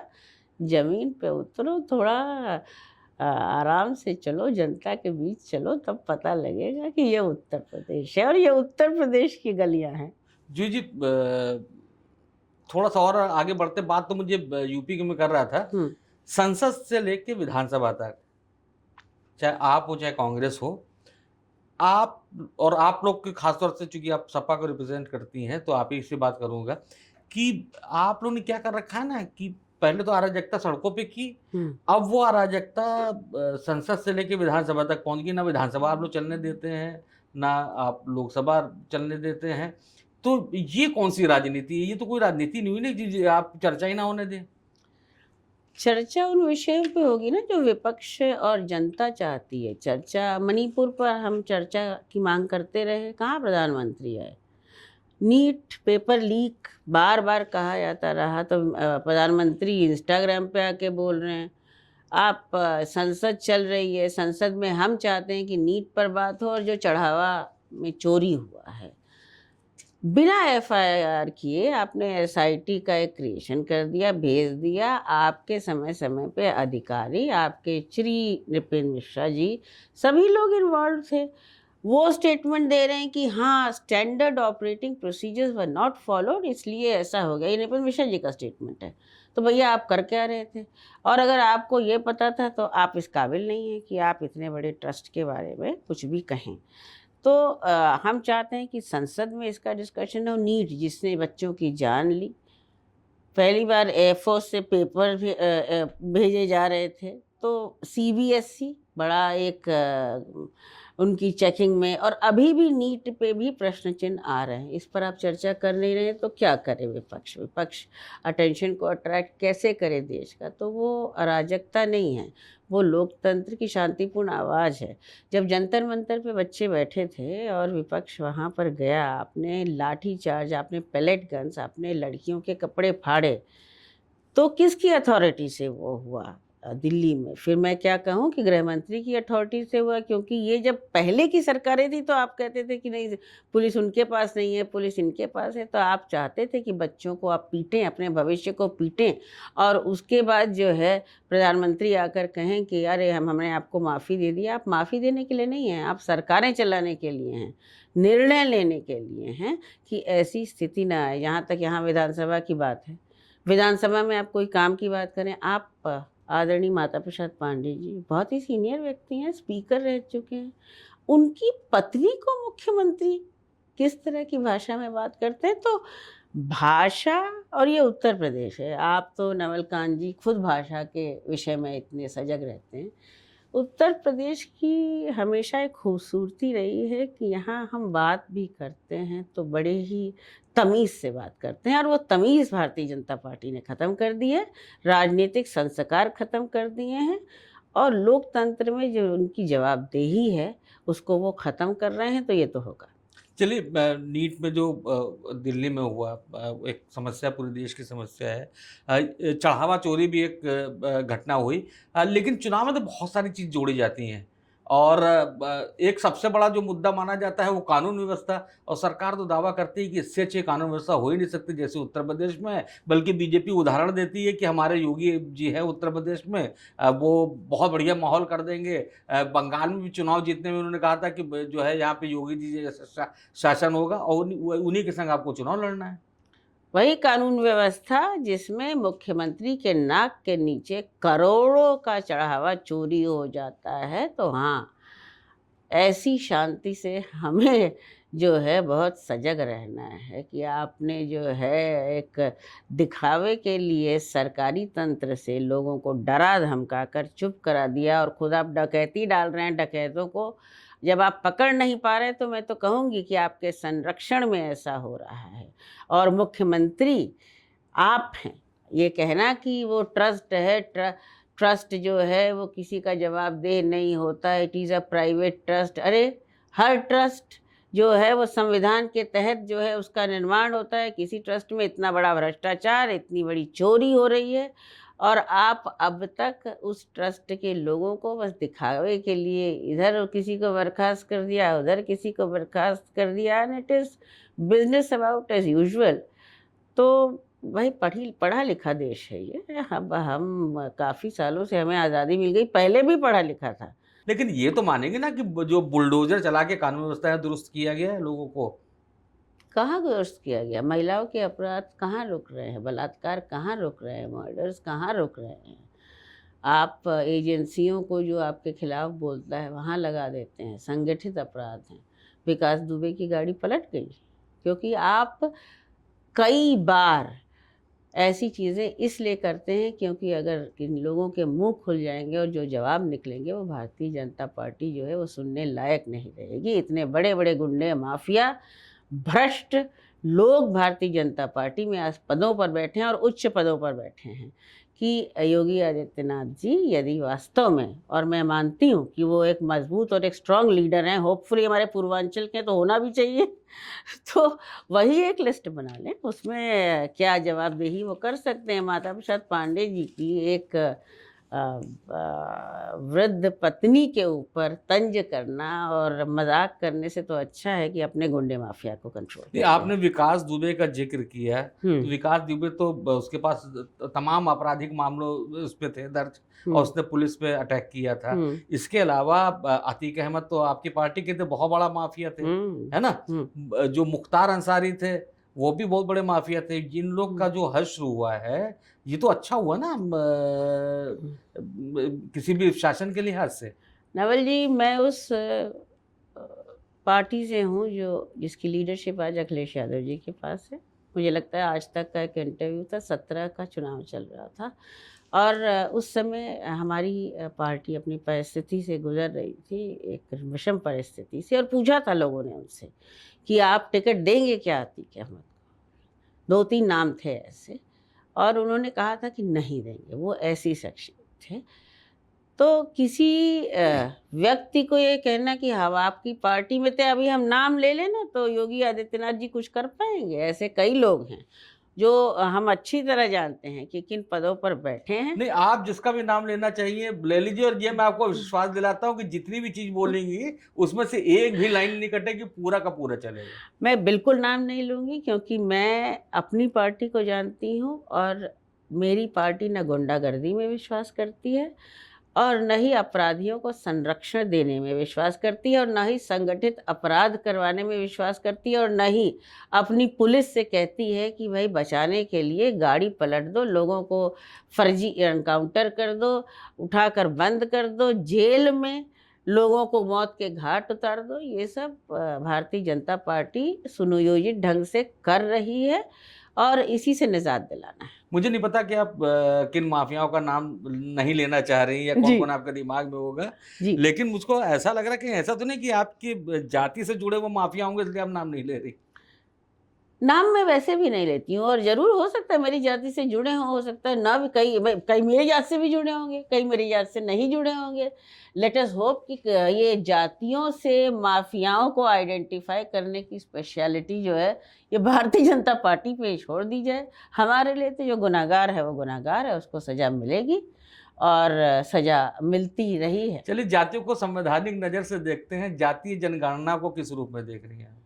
जातीय जनगणना होनी चाहिए, और हम शुरू से इसकी मांग कर रहे हैं, क्योंकि जो हम देखिए सरकारें, केवल हमारी ही नहीं, हर सरकारें, या तो भारतीय जनता पार्टी ये कह दे कि हम पिछड़े दलितों, अल्पसंख्यकों के लिए या आदिवासियों के लिए या माइनॉरिटीज़ के लिए नीतियां नहीं बनाते हैं जो उनके इंटरवेंशन में काम आएंगी। अगर आप जाति जनगणना नहीं करेंगे, आप उनकी स्थिति का आकलन नहीं करेंगे विभिन्न जातियों के, तो आप वो इंटरवेंशंस कैसे लाएंगे जिससे समाज के उस हाशिए के लोग, अगर महिलाओं की बात करें तो जैसे सपोजिंग डिसेंट्रलाइजेशन 303 आरक्षण लागू हुआ तो महिलाओं की स्थिति के बारे में पता था, और आज एक महिलाएं एम्पावर्ड रूप से चल रही हैं। तो वो होनी चाहिए और बिल्कुल होनी चाहिए और त्वरित रूप से होनी चाहिए, क्योंकि तभी फिर किसी तरह के आरक्षण का कोई मतलब होगा, स्पेशली उन तबकों के लिए जिन्हें आरक्षण का सबसे ज़्यादा महत्व और ज़रूरत है। आरक्षण की बात आपसे हो गई, लेकिन जो छात्रों की बात हो रही थी, हम्म। ये आरक्षण की बात मैं करना हम्म। चाहूँगा आपसे कि जो छात्रों का आंदोलन था उसमें एक बड़ी नाराज़गी, अभी भी आंदोलन चल ही रहा है झारखंड में। उनकी एक बहुत सारे छात्रों की आवाज़ थी कि जो आरक्षण है वो उससे बहुत नाराज़ थे, या आरक्षण जिस तरह से लागू किया उससे बहुत नाराज़ थे, बल्कि अलग-अलग स्टेट का नंबर भी गिनाते थे कितने हाँ। नंबर। तो ये जो आरक्षण का तरीका है या जो आरक्षण चल रहा है, इस पे आपका देखिए, क्या सोचना है? आरक्षण एक संवेदनशील मसला है और उसे लागू करने के लिए बहुत मापदंड एक ही बनाना पड़ेगा, जिससे ये न लगे कि कोई भी व्यक्ति नेग्लेक्टेड है। अभी आपने यूजीसी के तहत देखा, अब यूजीसी में केवल एक नियम नहीं था, उसमें कई नियम थे। आप पूरा पढ़ें तो इट इज़ ऑलमोस्ट लाइक कि कोई किसी की शिकायत कर देगा तो फिर वो बिल्कुल ही उसका तो करियर ही बर्बाद हो जाएगा ना। तो हम लोग जो बातें करते हैं, चाहे वो आरक्षण की, चाहे यूजीसी की, चाहे युवाओं के अधिकार की, वो सबको समान अधिकार मिले। और सबको समान अधिकार तो मिल नहीं सकता है, क्योंकि सबकी शुरुआती दौर में संघर्ष अलग है। और ये बात सही है कि दलितों और पिछड़ों पर अत्याचार सबसे अधिक हुए हैं, तो हमें वो अकोमोडेट करना ही पड़ेगा। आज का जो दौर है वो सोशल मीडिया का दौर है, और आप भी ट्विटर में आपके बहुत लंबे जी। फेहरिस्त है फॉलोअर्स की। तो सोशल मीडिया ने लोकतंत्र को मजबूत किया है कि ध्रुवीकरण को बढ़ाया है, खासतौर से धार्मिक ध्रुवीकरण को? मुझे लगता है कि सोशल मीडिया एक अच्छी चीज़ है और आपको लिखना चाहिए। आप भी लिखते हैं, और बस ये है कि आप सोशल मीडिया की बात को बुरा ना मानो भाई। मतलब वो कोई भी व्यक्ति, जैसे कई बार हम ही को बहुत कुछ लोग लिख देते हैं। अब तो गालियाँ भी लिखते हैं। हाँ, और गालियाँ फिर भी आप लिखते लोगों हैं। ने समर्थन भी कर दिया है ना गालियों का, जो जंतर मंतर पे आंदोलन हुआ था कि नहीं, गालियाँ तो ठीक है, अगर अच्छा नहीं लगेगा तो गाली भी देंगे। जब पीएम तक को गाली दे, हम तो हमको गाली तो मुझे लगता है कि भारतवर्ष के इतिहास में पहली बार किसी प्रधानमंत्री को इतनी गालियाँ पड़ी हैं। तो या तो वो कहीं न कहीं उन बच्चों के अंदर एक बहुत ही मतलब क्या संचित कुछ आक्रोश था। और भाई यंग लोग हैं, युवा लोग हैं, हमें भी लोग गालियाँ देते हैं, तो बुरा मत मानो, आगे बढ़ जाओ, उसमें क्या है। आप अपनी बात लिखो, वो अपनी बात लिखेंगे, कभी-कभी एंगेज भी हो जाते हैं हम लोग जब ज़्यादा गुस्सा आता है तो। लेकिन फिर लेकिन सोशल मीडिया अपनी बात कहने के लिए एक अच्छा माध्यम है, उसको सकारात्मक रूप से उसका प्रयोग होना चाहिए। आप महिला हैं तो एक सवाल तो वैसे भी जेन्युइनली बनता है कि राजनीति में महिलाओं को जो स्थान होना चाहिए वो नहीं मिला हुआ है। आप किस रूप में देखते हैं इसको? हाँ, नहीं मिला है, ये बात सही है, और स्पेशली इलेक्टोरल पॉलिटिक्स में नहीं मिला है। हर पार्टी ये कहती है कि हमने संगठन में जगह दे दिया, या फिर कहीं आयोग में या इधर, लेकिन इलेक्टोरल पॉलिटिक्स में मिलना चाहिए। और कम से कम महिलाओं को, पुरुषों की तो बात मैं नहीं करूँगी, महिलाओं की थोड़ी हैंड होल्डिंग और मेंटरशिप भी करनी चाहिए, क्योंकि कठिनाइयाँ बहुत हैं, जगह बहुत है, तो कोई ज़रूरी नहीं है कि हर महिला आपसे कम्पीट ही करने जा रही है। देयर हैज़ टू बी सबका अपना अलग एक मकाम है। मिलना चाहिए। प्रवक्ता के भी रूप में मैं कहूँ तो बड़ा मुश्किल होता है। मैं तो बताऊँ आपको नवलखन जी, मेरी तो कई बार झगड़ा हो गया। जब देखो टेलीविज़न पे यदि महिला अत्याचार है तो आप मुझे बुला लोगे, कुछ ऐसा है। बजट पे आज तक कोई चैनल मुझे नहीं बुलाता है, जबकि आई एम चार्टर्ड अकाउंटेंट और मेरी अर्थशास्त्र की जो नॉलेज है वो हमारे कई प्रवक्ताओं से बहुत बेहतर है। मैं अन्य पार्टियों की भी बात करूँगी, तो इसलिए मैं कभी नहीं जाती हूँ बजट पे कि भाई मुझे क्यों नहीं बुला रहे हो। तो ये बोलना तो पड़ेगा हम लोगों को, ये भी हाँ, बात नहीं, सही है। महिलाओं को जिस तरह से जो पुरुष समाज, जो हमारा समाज हाँ, हाँ, जिस तरह से हावी है, हाँ। वो चाहता ही नहीं कि कोई महिलाएं आए और अपना स्पेस क्रिएट करे। तो ये तो एक प्रॉब्लम है बहुत बड़ी। लेकिन आपको इसका रास्ता क्या नजर आता है?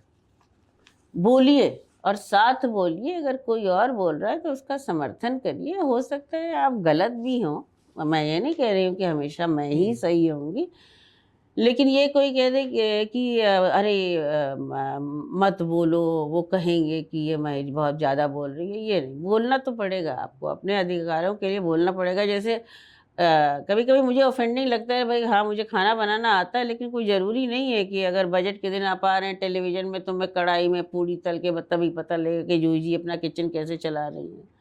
मतलब इट्स नॉट हाँ, ये कोई एक्सेप्टेबल। जरूरी थोड़ी है कि हर महिला पूड़ी तले वो और भी काम कर हर सकती है। महिला, लेकिन हमारी गवर्नर सब तो यही कहती हैं कि भाई महिलाओं को किचन में पारंगत होना चाहिए। अभी कहीं उन्होंने कहा था कि घर बार के काम सीखने चाहिए, तो घरदारी भैया सब नहीं, ये तो आजकल। फिर महिला पे एक तरह से अत्याचार हो गया ना, वो घर में खाना बनाए बाहर नौकरी भी करे। हाँ, अत्याचार पता नहीं अब पुरुषों पे हुआ कि महिलाओं पे हो। खाना अच्छा बने तो ठीक है। सब महिलाएं अच्छा खाना बनाती भी नहीं, कुछ नहीं नहीं पुरुष नहीं, बेहतर बनाते हैं। आप हो सकता है कि ये मेरी पुरुषवादी सोच हो, लेकिन हमको लगता है कि महिलाओं ने खाना बनाना कम तो किया है, जिस तरह से स्विगी और जोमेटो चल रहा है। मुझे लगता है सबने कम कर दिया है। ये भी बात सही है, लेकिन स्विगी और जोमेटो और बाहर का खाना अच्छा नहीं होता है। हाँ नहीं, वो उसका तेल भी खराब होता है, सब जी चीज खराब होती है, पैसा भी बहुत खराब होता जी। है। लेकिन जब आप आरक्षण की इतनी समर्थक हैं तो आप तो जान ही रही हैं हम्म। कि जो महिला आरक्षण और परिसीमन वाला बिल था, वो सिर्फ और सिर्फ एक पार्टी है जिसकी वजह से अटका हुआ, उसका नाम है समाजवादी पार्टी। तो आप अखिलेश जी को समझाती क्यों नहीं कि समर्थन कर दें और ये बिल पास करा दें, उसमें महिलाओं को आरक्षण मिल जाएगा, सीटें भी बढ़ जाएंगी। तो महिला आरक्षण बिल तो पास हो चुका है, लागू करते हैं मोदी परिसीमन जी। भी है ना, ज्यादा तो सीटें, ज्यादा महिलाएं आएंगी। नहीं नहीं, परसीमन थोड़ा कॉम्प्लिकेटेड है। मोदी जी क्या सोच रहे हैं, प्रधानमंत्री जी क्या सोच रहे हैं कि हम लोग समझते नहीं है कि डीलिमिटेशन में क्या क्या हो जाएगा।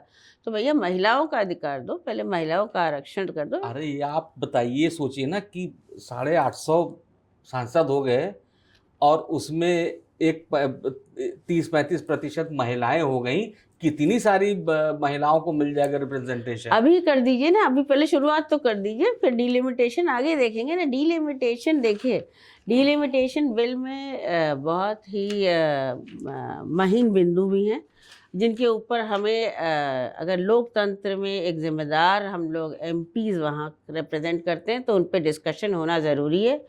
और बिना डिस्कशन किए डीलिमिटेशन बिल को पास करने का मतलब है कि आपने जो डीलिमिटेशन कमीशन बनाया है, आपने एब्सोल्यूट पावर्स उसको दे रखी हैं। वो जो मर्जी आए, जिस कंस्टिट्यूंसी को जैसे मर्जी आए वो क्रिएट कर देगा, ऐसा नहीं होता है। तो अगर पढ़ते लिखते हम लोग भी हैं तो महिलाओं का आरक्षण अगर आप देना चाहते हैं तो आप लागू कर दीजिए। क्या नारी वंदन टाइप जो है, बेचारी महिलाओं को परेशान कर रहे हैं। कई तो नारी वंदन वाली जो भाजपा की जुलूस थी उसमें बेचारी महिलाओं को पता ही नहीं था कि वो क्यों आई हैं, क्या सेलिब्रेट कर रही हैं, हमें कौन सा आरक्षण चाहिए। तो मतलब हर जगह बेवकूफ़ी ना बनाए, कुछ काम भी कर लें।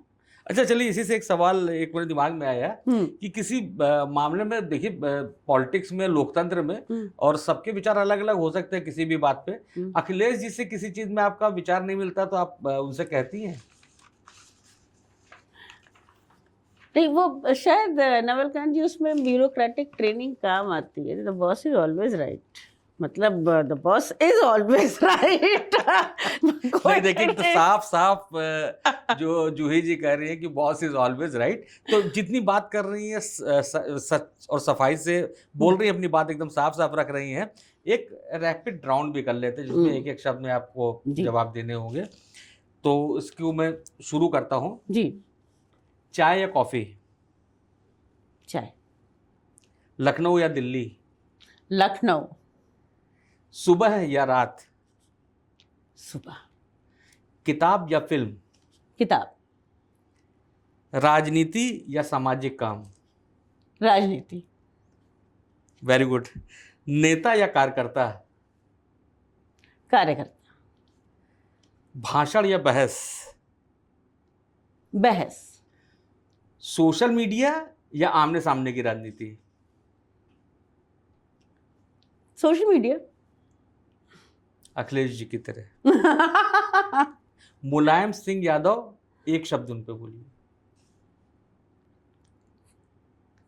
क्या कहेंगे, वैसा कोई हुआ ही नहीं। मतलब मेरे मतलब नेताजी हैं?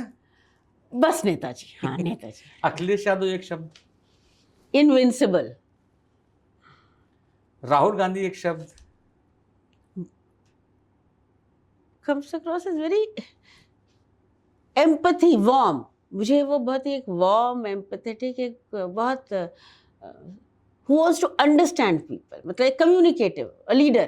मैं कहूँगी मतलब I would call him a leader। ठीक है।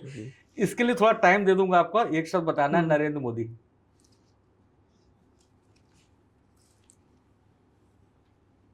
Focused, Yogi Adityanath. not focused। अच्छा।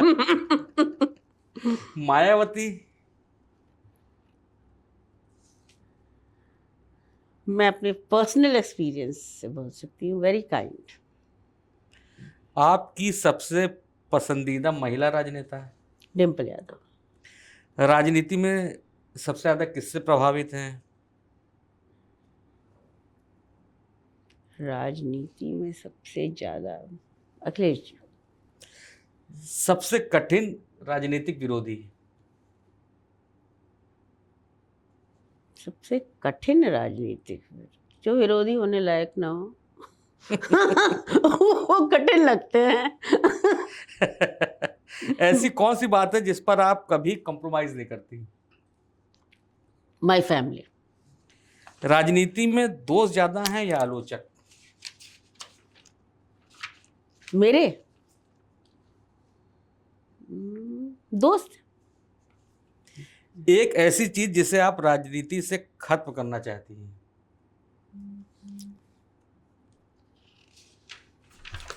राजनीति से खत्म करना चाहते हैं, इसको यदि कर ले कि एक ऐसी चीज जो मैं राजनीति में देखना चाहती हूँ, लाना चाहती हूँ, ये भी है, लाना हाँ। चाहती हूँ, सिंप्लिसिटी। थोड़ा सा ये टशन वाली कम हो। जैसे हमारे गोंडा में अगर आप एक गाड़ी से चले जाए तो लोग वापस भेज हाँ। देते हैं कि भाई दीदी एक गाड़ी से ना आया करो, ये जो नए मॉडल वाली लाया करो। जबकि हमारा बेचारा बहराइच जो है वो एक गाड़ी से खुश है। थोड़ी सिंपल। जैसे हमारे ज़माने में मुझे याद है कि मेरी मदर, मेरी नानी जैसे नेहरू जी जाते थे तो हम लोग उनको रोक लेते थे फूल देने के लिए, छोटे छोटे बच्चे अपना। वो simplicity has to come back to Indian politics. युवा नेता या अनुभवी नेता? अनुभवी नेता। अनुभवी नेता। सत्ता या सिद्धांत? सिद्धांत। जीत या लोकप्रियता? जीत। प्रसिद्धि या सम्मान? प्रसिद्धि। लखनऊ की एक खासियत? भाषा। लखनऊ की एक कमी? भाषा ही है। बाहर से आए लोगों की भाषा। आपकी फेवरेट किताब? मेरी favourite war and peace. Okay. Favourite खाना? हमारी हम लोग बचपन से संडे को वो क्या तहरी बनती है ना हम लोगों के यहाँ, तो तहरी। हाँ, तहरी। Favourite film? Favourite film, you will not believe me, Pakeezah. Pakeezah है, ये बहुत लोग की है, वो क्लासिक है। एक अजब सा सवाल है, आखिर बार आप कब रोई थी? मेरे फादर की डेथ पर। आखिरी बार किस बात पर गुस्सा आया था?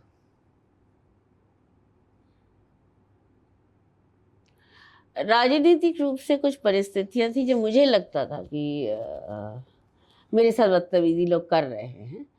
गुस्सा आया था, लेकिन ज़रूरी नहीं था उस गुस्से को एक्सप्रेस करना, बिकॉज ठीक है वो परिस्थिति होती है तो होती है। आपको सबसे ज़्यादा कौन समझता है?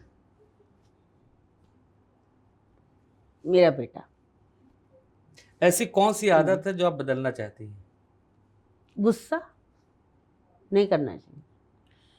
अपने 20 साल के वर्जन को एक सलाह?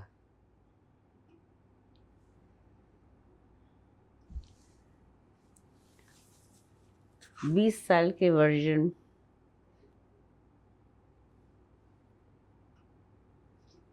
Memorable, memorable. राजनीति में 10 साल बाद आप अपने को कहाँ देखती हैं? बिल्कुल राजनीति में। I don't think age is an factor, you learn, मतलब रोज बदलते हैं।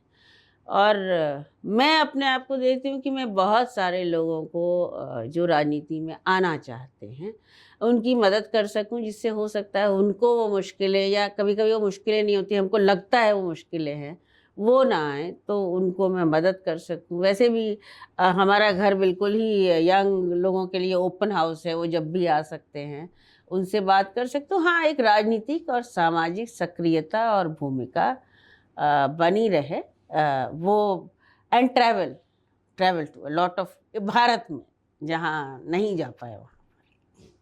तो ये थी हमारी जूही सिंह जी। इन्होंने हम चाहते हैं कि हमेशा कोई भी हमसे बात करे तो एकदम खुल के बात करे, और इन्होंने अपनी बातें बड़ी साफ़गोई से, बड़ी दोस्ताना अंदाज से, बड़े प्यार भरे तरीके से बात की, और कई कठिन सवाल भी थे जो राजनेताओं को बड़े मजे हुए जवाब देने चाहिए, तो उसमें मजी हुई भी जूही जी हैं।